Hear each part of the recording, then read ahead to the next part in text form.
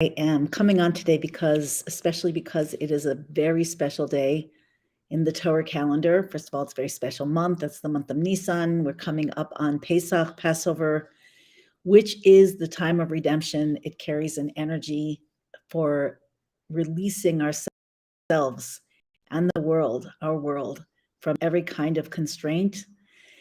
And today is Yud Aleph Nisan, the 11th of the month of Nisan, which is the Lubavitch Rebbe's birthday. So the Lubavitch Rebbe is turning 120, and 21, 3 times 7, it's a very mystically propitious number. 100 by itself is a very special, special number. In any case, we don't have to look into numbers and gematrias to understand that amazing, unprecedented things are happening. So it's interesting that right around this time, this is when Trump has been indicted and when they're talking about arresting him.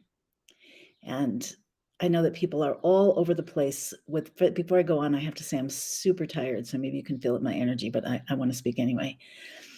So Trump is, shockingly to some people, not shockingly to other people, indicted. They're talking about, again, arresting him. A lot of people are expressing a lot of opinions. There are those few people who are smug and excited about this because they've been lies and believe lies. There are other people who are aghast and what's coming to America, what's come to America, what's going to happen to us, how could this be? And then there are other people that, I guess, to their good fortune, had a heads up. I had a heads up. It's not because I'm so connected. It's because I listen, I dig, I find people, and there are not so many, but there are some who have a good track record, who have been sort of telling us in advance a lot of what's going to happen for years now. And I've been hearing, as you may have been also, for many, many months that Trump's going to be arrested.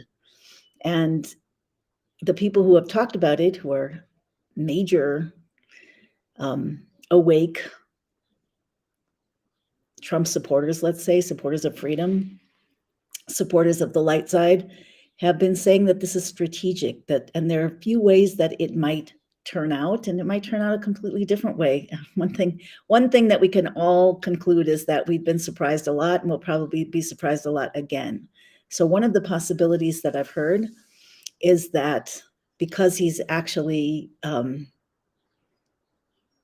I don't know. I don't think anybody's watching my channel, but maybe I should be careful about language too. But because if you believe that all the states were voted red, as seems to be the case, then you also are aware that there were certain orders put in place before he ostensibly left, and those orders have things being run mostly by the military, in accordance with military law for situations like this.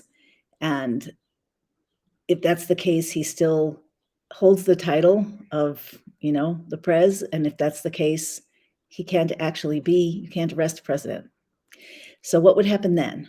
If that's the card that's going to be played, so will the military come out and actually announce something? Will the Supreme Court announce something? I have no idea. Maybe that's not the card that's going to be played. Once again, I've been surprised over and over again, and I'm sure you have too. Another possibility is a lot of people who wanted this are walking around saying no one's above the law. But guess what? If no one's above the law, who else might now be indicted, arrested, brought into court, forced to reveal things that they succeeded in hiding all this time? So this is actually, whatever way you look at it, I'm sure there are other theories as well, and one of them is going to be true, or maybe something else is going to be true. But what I can tell you is that the people who have been talking about this, forecasting this for months now, are gleeful. They're not upset. They're like over the moon. One of them posted a picture of like dancing, something very, very, very powerfully good seems to be in the works. So if you happen to be worried, don't be worried, be excited. Again, it's Yud Aleph Nisan. The number Yud Aleph is in Hebrew, the number 11. It's Gematria 11. This is the Rebbe's birthday on the 11th of Nisan. Nisan, by some Torah countings is the first month of the year. It is the month, like I've said before, of miracles and redemptions. The redemption, the 11th of the month, 10 is the number of the spheros. 10 is a complete system. When divine consciousness is revealed, when you have an alignment between the highest levels of the mind and the heart and the body and the world, that's 10. 10's a perfect system. So what's 11? 11 is higher than that. 11 is utterly supernatural within the natural, flowing within the natural. So that's 11. A lot of people like to look at 1111. I do too.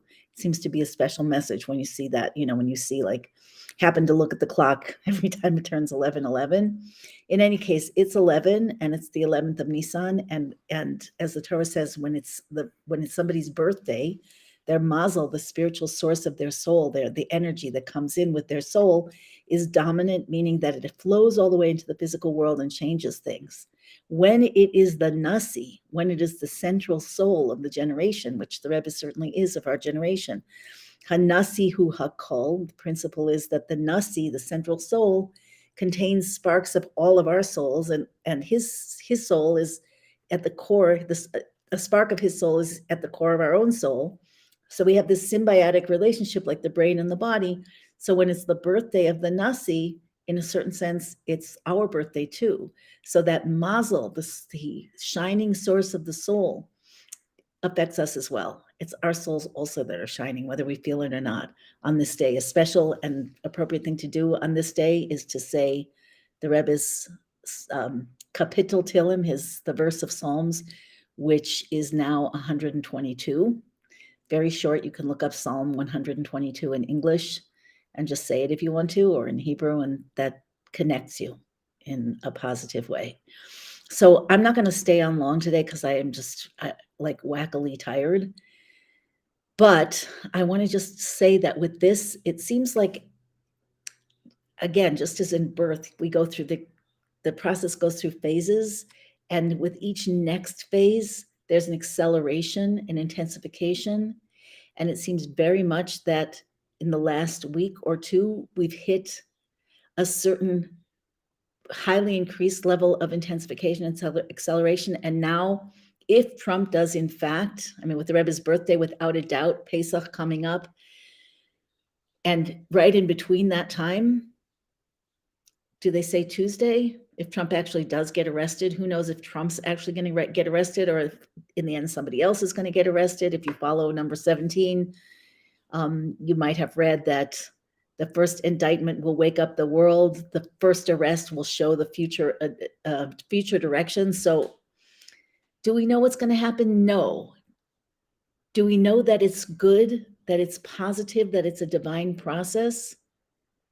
Or at least that it is playing out divine forces? If you pay attention, you absolutely know that. The fact that things are happening in this extremely auspicious, propitious time, that is so meaningful and so powerful.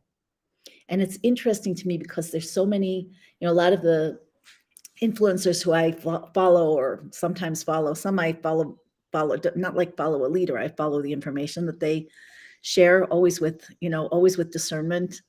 You can never trust anybody 100%, not any human being. And disinformation is necessary too. Not everybody's honest. Not everybody knows everything. In fact, nobody knows everything. But it's really interesting because some of them happen to be not very Jewish friendly, and yet they're throwing around gematrias, and they're throwing around, it's Nisan, Passover coming, as if, even they understand that there's some divine process going on. And that divine process, it's reached a point where, and again, without being able to predict, we hear something will happen by the fall. The financial shift might happen in the summer. It might be over in 2025. I hear all these things, and I've heard things before, and some of them happened and some of them didn't happen. That's not the point. The point here is that things are happening. They are accelerating. It's consciousness dependent. Your soul came down for this.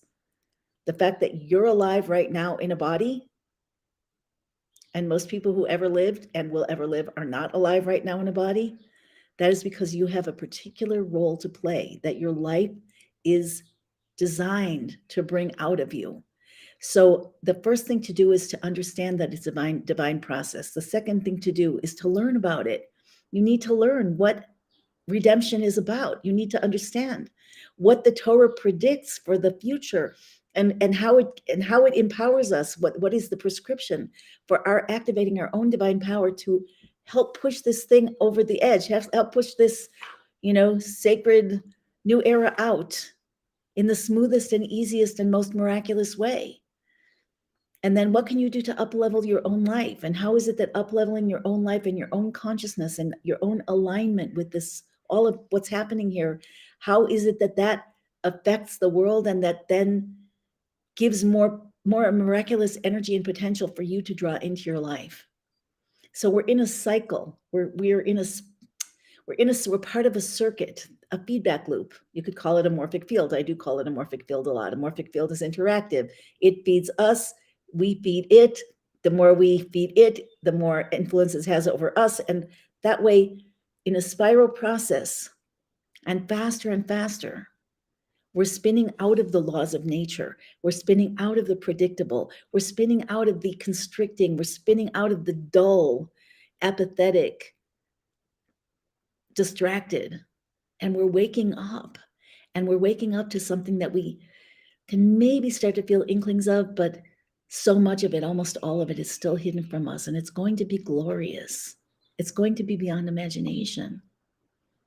We got used to living as Alex Jones says, in a prison planet. We got used to living in a life that's full of struggle. We got used to being in a world where it's so hard to manage, and where there's so many crises, and where you can't count on anyone or anything in a macro sense. I hope we all have our people that we can count on. We got used to that. We got used to it being so hard to make a living. We got used to, laws not being so in our favor. We got used to governments not looking out for us. We got used to dog eat dog. It's not supposed to be that way. That is not a divine world. So what is a divine world? And that's something really to think about and to picture and to visualize, because our thoughts create, our consciousness creates, co-creates. A divine world is a world where you can look at another person and feel their inside and know that they've got your back and understand each other, whether you know each other or you're strangers. Where institutions, if there are institutions, are created by the people in a way that sustains life and enhances life, where technology is not hidden from us.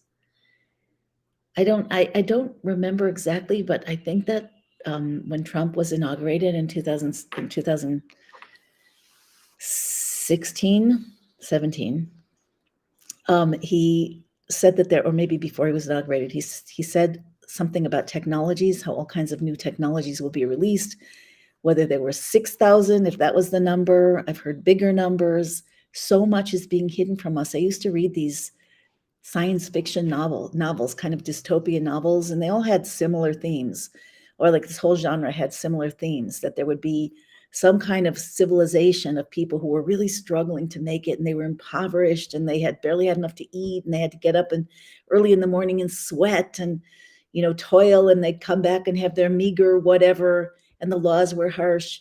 And then you'd find out that either above the ground or below the ground or somewhere else or off planet, some elite group was living a completely different life, a completely different universe. There are books like this, there are movies like this. It's not for nothing. The books and movies show us, in many cases, what's actually going on, sometimes on purpose. We have to look, we have to know. I never thought it was real. Now I do think it's real. So there are things that are already in the world that, if we can just get a little more ready, can be made available for us. We're living an unnatural life that we got hypnotized into believing is natural. So the first thing to do is to know that the Torah agrees with this. The Torah tells us that this is the time of redemption. Redemption means out of slavery. Slavery is where life is so hard. Slavery is where things are dark. Slavery is where you're on your own. Slavery is where there's no way out. That's not reality. The Lubavitcher Rebbe says that, he quotes the Torah, that when the shift happens, and it's happening, but when the shift actually happens, we will have been like dreamers. In other words, what we're going through now is a dream, not such a great dream. And we're going to wake up. We talk about awakening. What does waking up mean? Oh, that wasn't real. Whew. Thank God that wasn't real. Wow. Wow. Thank God that wasn't real. So it feels real because of the way we process time and because this is what we were born into. But in fact, our souls already know that it's not. And we just need to align with that. And we are aligning with it, and we will continue to do so. So Yud Aleph Nisan is a tremendous time to dig in. Again, suggesting that you say Psalm 122 for the Rebbe's birthday, to connect with the Rebbe in that. And remember, the Rebbe is a central soul. You're connecting to that divine spark of the collective soul in your own, within the corner of your own soul. Activate that. And then coming on to Pesach, to Passover, even if you're not Jewish, if you're resonating with this, it doesn't matter. The energy is here. Anyone can be part of this mission. You just have to align yourself for real. So we are coming into a time when the energy of exodus, the energy of liberation from every constraint, from every boundary, from every concealment, from every struggle, it's coming. And it's coming on a higher level Wednesday night than it ever came before. And because, their timelines, I don't know if this is called game theory or not. I'm not sure I fully understand game theory. But I think this might be one of the reasons why so often different patriot influencers have predicted, it's going to be at this time, or like the 17 deltas that, on March 20th, it's going to happen, on March 30th, and then it happens on March 30th, 3 years later. There's cycles of time because there are different cosmic divine energies that are released in these cycles every day, every hour of the day, every minute of the day, every week, every day of the week, every day of the month, every Rosh Chodesh, every beginning of the month, every year. And Nisan has a particular energy. All of these dates in Nisan, Rosh Chodesh, the first day of Nisan, the 11th of Nisan, today, the Rebbe's birthday, the Wednesday night, Pesach, the beginning of Pesach, Acharon Shel Pesach. I didn't look up the date on the calendar, but that's the last day of Passover, where there's the highest energy for the Messianic redemption. Not that it can't come anytime. And the sages say in B'Nisan Nigalu, in Nisan you were redeemed in the past, and in Nisan in the future you will be redeemed. So it's the time that is most ripe for redemption. What's redemption? Liberation from what enslaves you. So that's a personal thing, and it's a general thing. It's general for your life, it's personal for each aspect of your life, and it's personal for you and general for you in the world, in your community, in your family. There are layers and levels of redemption, but redemption is what it's about. So you want to download the energy of this time. And as I'm saying, that every cycle of time, when a certain time comes about, now we're talking about Nisan, Yud Aleph Nisan, Pesach, Passover, that energy is coming into the world because the cycle is coming around again. You could think of it like a roulette wheel where the window opens, on the date, and that specific energy from that date pours into the world, but it's pouring into the world on a whole new level that never happened before. Now, why have we come around and around and around and around? Because it's interacted with us. It's consciousness dependent. There's the light, that's the potential energy, and then there are the vessels, that's us, our consciousness, our intentions, our will, and our aligned actions. So if we can get it together and connect in the right ways now, it's very possible that this Nisan, we will see massive miracles. And here's the other thing. It's tricky because it is consciousness dependent. So it's like timelines. And again, I don't know if game theory applies. I like that term, but I'm not sure I totally understand it. I'm sure I don't totally understand it. But everything affects everything. So if you can step into the energy of today, pull out from yourself something new, that above nature, that connection to the core of your own soul and to the central soul. I call it the soul of Moses that gets passed down from each generation. That ultimately is the soul of Mashiach. If you can connect to that inside of yourself, what does that mean? What does that look like? And then what energy, what potential comes out of you and connects to the morphic field, which then will feed back to anybody, to the world and anybody who connects to it, another level of energy, like that rising consciousness bubble, that every time someone adds a little bit of consciousness, the whole bubble gets bigger. Okay, so I just want to bring that out to you, and don't waste the time. Do not waste the time. That's the bottom line. Okay, I will see you maybe tomorrow. And hopefully it'll be a more miraculous world. Let me just see what you guys said in the chat. I don't want to ignore you. Hi, Tom. Hi, Gib. Heard 11 minus 11 plus 11 means transforming darkness into light. Yeah, I don't know why people have a feeling for 11. I also have a feeling for 11. Oh, I mean, 11, yes, I know why 11, but 1, 1, 1, 1. I mean, it's double 11. Double 11 is heaven and earth, like this, the above, the perfect structure, the supernatural into the completed, rectified natural, physical and spiritual together. Also, there are 4 worlds. Kabbalah talks about how there are 4 worlds, and there's when the oneness is revealed in each world, the physical world and 3 levels of spiritual world, worlds of angels and souls. So it could be that. I don't know. Could be all those things. God protect DJ Trump. Amen. He is. Oh, by the way, one of the people that, said already, like maybe last year, that he was going to be arrested, said he will not appear in handcuffs. He is completely safe. I've heard that it's not even him. It could be a body double. Who knows? But there's no way that they planned this, and in a way that it doesn't have safeties to it. My birthday is April 18th. Happy birthday.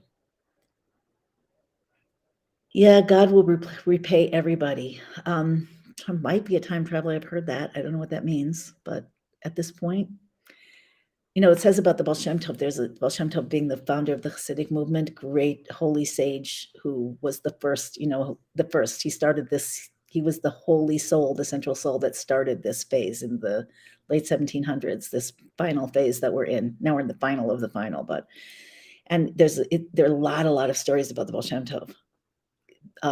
Like hundreds, maybe thousands. And there's a saying about those stories. They're all miracle stories, crazy miracle stories. People say, if you don't believe that, if you hear a story and you don't believe that it could have happened with Baal Shem Tov, then you're a non-believer, an apocorus. But if you believe that every story actually happened, you're a fool. So I kind of feel the same way about all this information. By this time, I'm not a skeptic.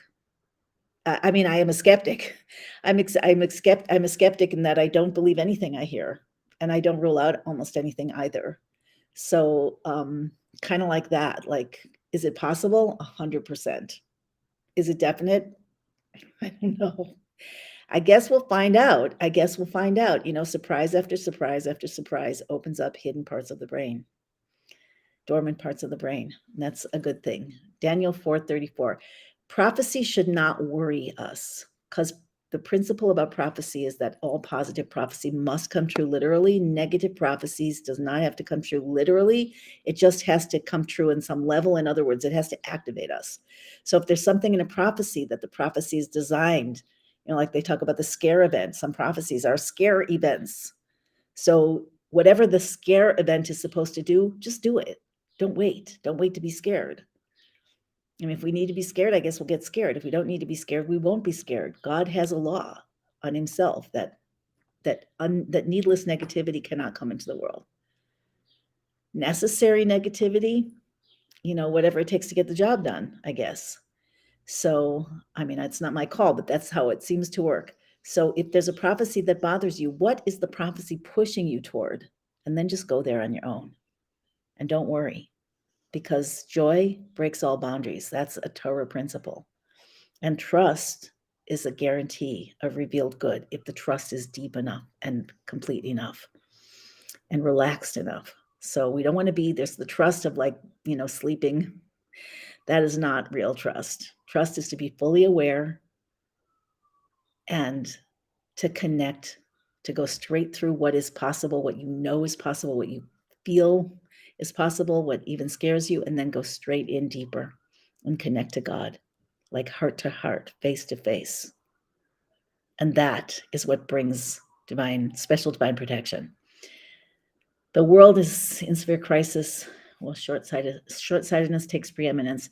short-sightedness is getting in shorter supply because literally people are unable to stay sleeping. More and more unable, let's put it that way. It's still possible, but more and more unable. And again, it's our choice to wake up. Like if you don't wake up on your own, you set an alarm. And it's nice if you're a light sleeper, you can set an alarm that goes da da da, and then you wake up. But if you're not a light sleeper, you might have to get another alarm that goes ah, ah. And then if that doesn't work, you might have to get shaken. And if that doesn't work, you might have to have water poured over you or get pulled out of bed. We don't need that, and we don't want that. Let's not worry about other people, because any one of us, the principle that it takes a very small number, relatively very small percentage of people awake to a certain degree to actually change the system, because intrinsically we're connected. So you don't want to look vertically across and say, oh, there are almost 8 billion people and this number of them are sleeping and this number of them don't get it and this number of them are fighting against it. That's not how it works. Connect directly to yourself, to God, to the vision, and align with it. The deeper that you can align with it, the more powerfully you can align with it, the more cosmic impact you have, because you're literally closer to the engine room or the engine room or the engine car. So you want to get as close as you can so that you have maximum influence. And that's how it works. Don't worry about the other people. Worry about the engineer. Worry about yourself. Worry about where we're going.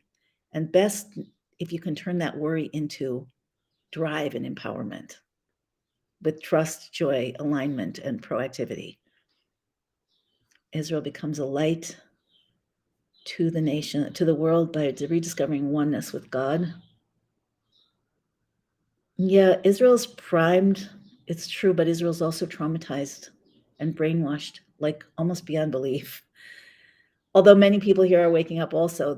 It's interesting how the protests, there were protests that were funded and fomented by some elites from out of the country. I won't mention names, maybe a George S. and others, maybe a President Brandon, but whoever's in charge over there, whoever those groups and peoples are.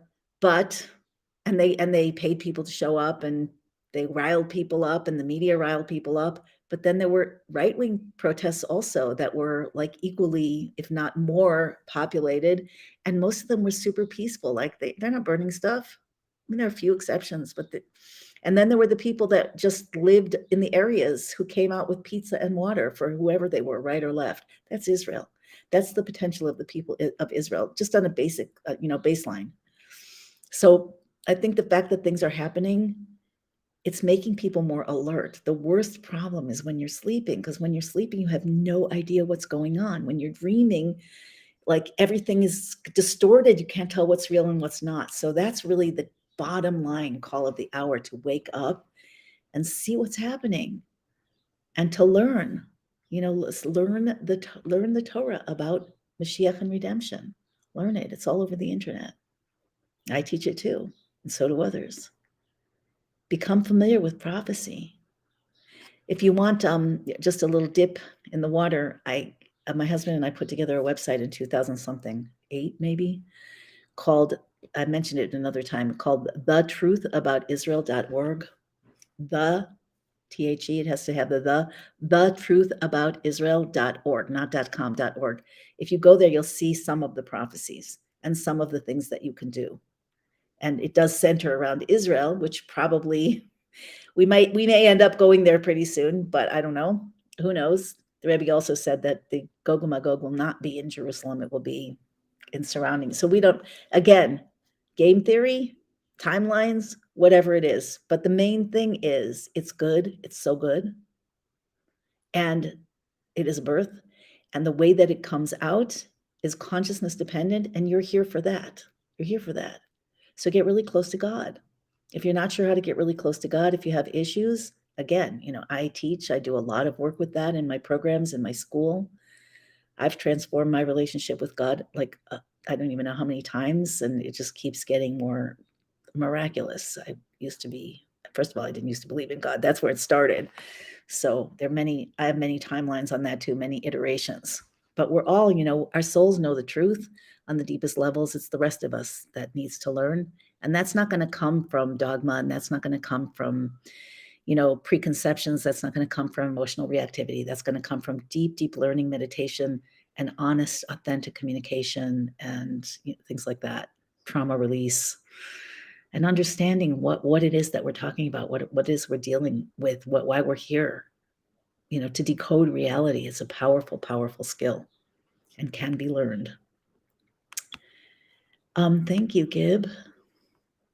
All right, and Tom. Okay, I'm going to go.